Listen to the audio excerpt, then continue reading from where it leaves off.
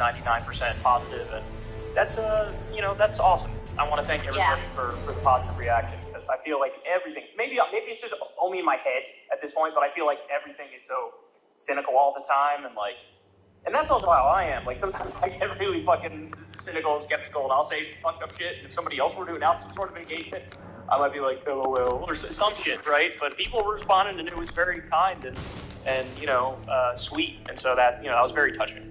Yeah, I mean, 1% of y'all are real assholes, but everybody else was amazing. And it is also interesting. Like, Instagram was almost very close to 100% positive. Twitter, there was more typical Twitter snarkiness, et cetera, but overwhelmingly very sweet, very positive, and very much appreciated. I think the other thing is that, like, even when you get the overwhelmingly positive response, the ones you tend to remember, like the few negative ones. So that also makes it in your mind, like the balance of it was negative, even though it wasn't. But in this case, it really was overwhelmingly very sweet, and we appreciate it, guys. We're excited. My favorite comments are always the ones that, like, either thought we were already married, or the ones who didn't even know we were together.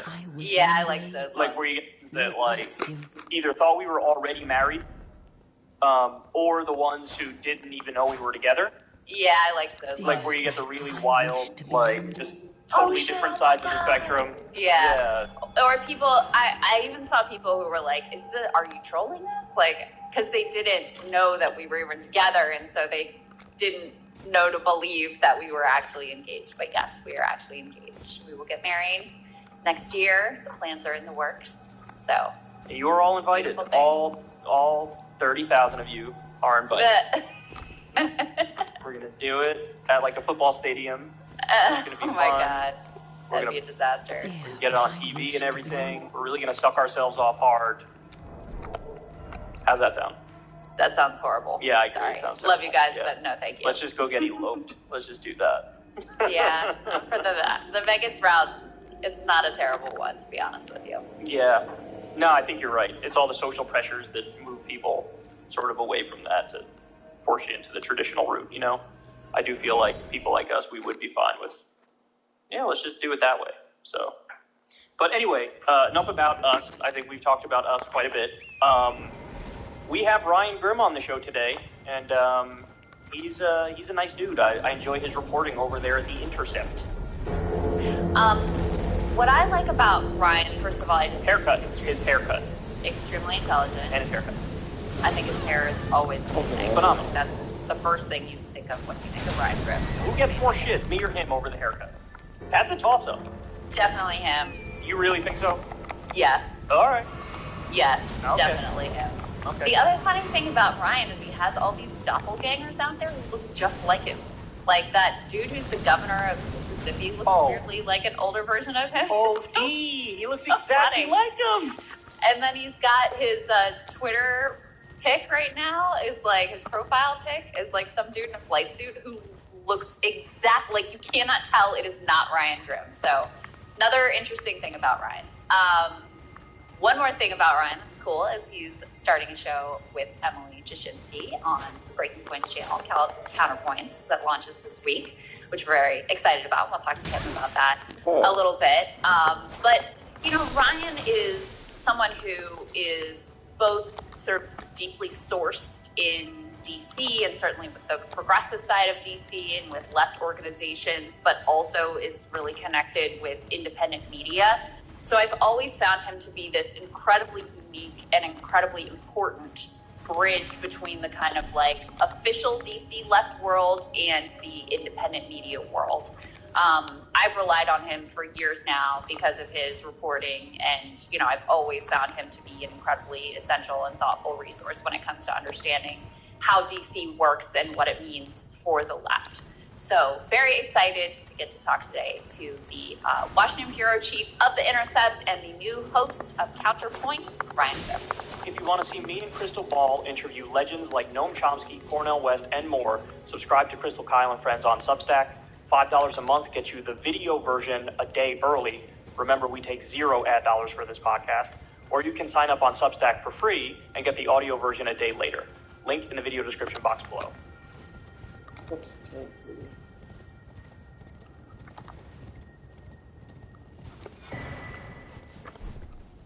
All right, guys. So, Lindsey Graham made a wee bit of a strategic error, if I don't say so myself. And it's not just Kyle Kalinske saying this. There are reports that behind the scenes, Senate Republicans are furious with Lindsey Graham. Why? Because he proposed a national abortion law which would ban it at 15 weeks. So let me give you some specifics here. This is from the Politico article. Graham's abortion ban stunned the Senate GOP. His past, less conservative pitch won him some Democratic votes, but most Republicans stiff-armed him Tuesday as they face abortion rights backers ascendant after Roe's reversal. Lindsey Graham's anti-abortion legislation once unified the Republican Party. The 15-week abortion ban he pitched Tuesday had the exact opposite effect. The South Carolina senator chose a uniquely tense moment to unveil his party's first bill limiting abortion access since this summer's watershed reversal of Roe v. Wade. It was designed as a nod to anti-abortion activists who have never felt more emboldened. Okay, so let me pause here to tell you guys, why would you think this is going to embolden anti-abortion activists when you're drawing the line at 15 weeks, which they say is way too late? I don't know if you know this, Lindsey. These people want to ban it from the moment of conception. In their mind, the second you're done having sex, there's a third person in the room. So for you to say we're going to draw it at 15...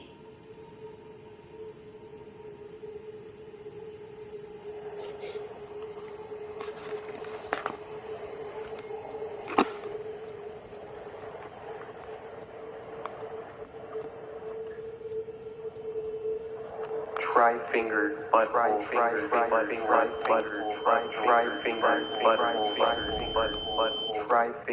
butthole. Tri-finger, butthole. What does it mean? What are its origins? Why is this message scattered throughout the land? So many questions, and yet so little answers. Today we're taking a deep dive into tri-finger butthole and the true hidden meaning behind this phrase. This might be a long one, so fucking thunder. This might be a long one, so sit back, grab some popcorn, and enjoy. Now, before we can truly grasp and understand the intricacies of the meaning behind tri-finger butthole, we need to have an understanding of what it is. According to one of the most reliable sources on the internet, KnowYourMeme.com, tri-finger butthole refers to a prominent Dark Souls player message that became a catchphrase after the release of Elden Ring in late February 2022. Now, as convincing as that sounds, and knowing how reliable KnowYourMeme.com is, it will come to you as a shock, but this sentence is actually false information. Tri-finger butthole dates further back than February 2022 with the release of Elden Ring. Matter of fact, tri-finger butthole dates so far back that no one truly knows when the concept was first conceived. Now, I'm no conspiracy theorist, but this could quite possibly be a cover-up by the CIA trying to throw us off of finding the true meaning of tri-finger butthole. Unfortunately, it seems that they've infiltrated KnowYourMeme.com. Very unfortunate. Continuing on, in such messages, players would leave an in-game note for others to see in their game world, comprised of pre-selected words, with tri-finger butthole becoming one of the most prevalent over the years. Now, while this is true, it doesn't tell you the entire story. In order to give you a better understanding of tri-finger butthole, I'm going to paint you an image. Imagine yourself walking into a room. Now, this could be a dark room, a light room, a room filled with joy, a room filled with sadness. It doesn't matter. You're just walking into a room. And in said room, there's something on the floor, bent over. Now, this thing that's bent over, it could be anything. It could be a corpse, it could be a person, it could be a skeleton. It doesn't matter what it is, as long as its rump is pointed towards the sky, or perhaps even the heavens. Being the person that you are, you go behind said rump, and you take in the view. You're in shock, in awe of what you are witnessing with your very eyes. It's as if you went your entire life without ever truly living. The sightline that has breathed new life down to your very core is something akin to the Grand Canyon. It's like seeing the Boreal Valley for the first time. Knowing what you have discovered, you are urged to share your discovery with others in hope that they too would be saved by the rump. So with no time to spare, you reach into your bag, pull out a message, and start writing. Try finger, butthole. Now, while no one truly has a clear understanding of the origins of Try-Finger Butthole and how the message spread so fast, we do have an idea of how it did. From the very moment the first Try-Finger Butthole message was placed behind a rump, I can only assume it set off some sort of chain reaction of Try-Finger Butthole messages being placed behind rumps everywhere. One soul after another being saved by the rump. As for its origins, it could have dated as far back as Demon Souls, which was first released in February of 2009. Now, if I'm being completely honest, I have never personally played the original Demon Souls, so I'm not 100% sure if the message Try-Finger Butthole was possible to create. However, at the time, I believe there was an early iteration of Try-Finger Butthole, created by the creator of the game himself, Hidetaka Miyazaki. Now you're probably thinking to yourself, how did Miyazaki create an early iteration of Try-Finger Butthole? How would he do that? Did he put a message in the game? Well, no, he didn't do anything like that. It's actually a quote that an NPC says. Of course, the NPC I'm talking about is the Maiden in Black. When you go to the Maiden in Black to level up, occasionally she will say, touch the demon within me. Then touch the demon inside me. Many scholars and philosophers from all around the world have been wondering for years of how could one touch the demon within the Maiden in Black. And the conclusion that they all came to was Try-Finger Butthole. But even still with this information, no one truly knows the origins of Try-Finger Butthole, as it has been lost to time. Perhaps time itself is truly the enemy of humanity. We will never truly know whether Try-Finger Butthole was created by a nameless nobody, or if it was a seed planted by the creator Hidetaka Miyazaki, which has sprouted into the very thing we know today, similar to an herb tree. And speaking of herb trees, that brings us to Elden Ring. There is something in Elden Ring that is not in any of the other games. Only someone with a keen eye for small details would have noticed. How to tell the difference between a doctor and a moron? My color. Hobbies. As you probably already know, Elden Ring is the biggest out of all of FromSoft's Souls games. And with it being so big, there's obviously a lot more enemies and NPCs. A few of these enemies and or NPCs are actually quite different from the others. They are very unique. They have mottled buttholes. I won't get too deep into it as I don't want to spoil the fun for those who want to go butthole hunting in Elden Ring, but one of the dogs in Caelid, the ones with the big heads, they do have mottled buttholes. That's the only example I'm going to give you guys. But what could this mean? Why would Miyazaki grant them mottled buttholes? Why would they give them such a gift? Well, personally, I believe this to be some sort of message from Hidetaka Miyazaki. There are a few different ways one could interpret this. Perhaps this is a message to show Miyazaki's regrets with his previous franchise, Dark Souls. I've been losing myself in thought for hour upon hour these past few days, just pondering what could Miyazaki be trying to tell me? And then it hit me.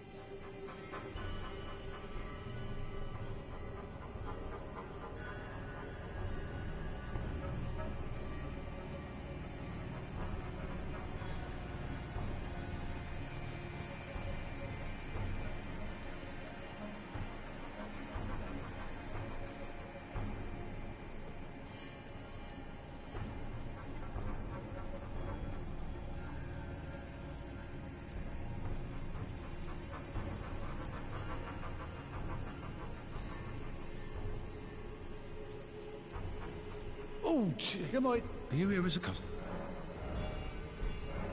Hmm.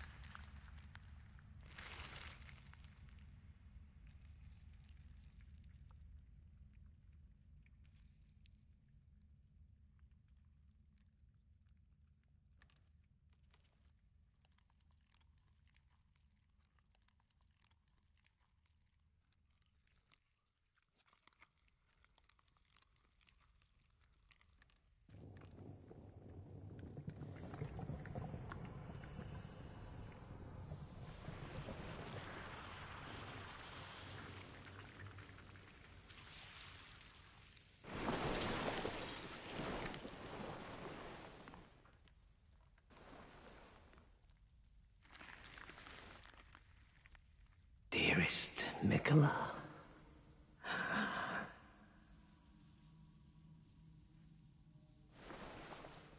You must abide alone a while.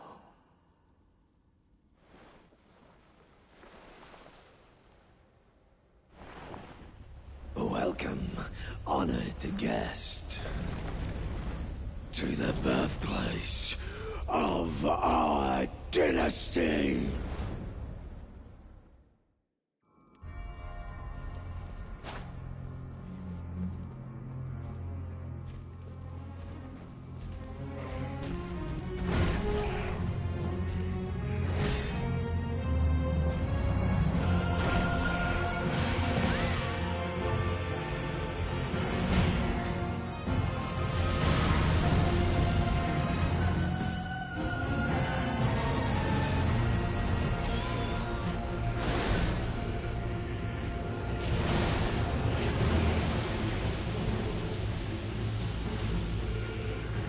Thrice.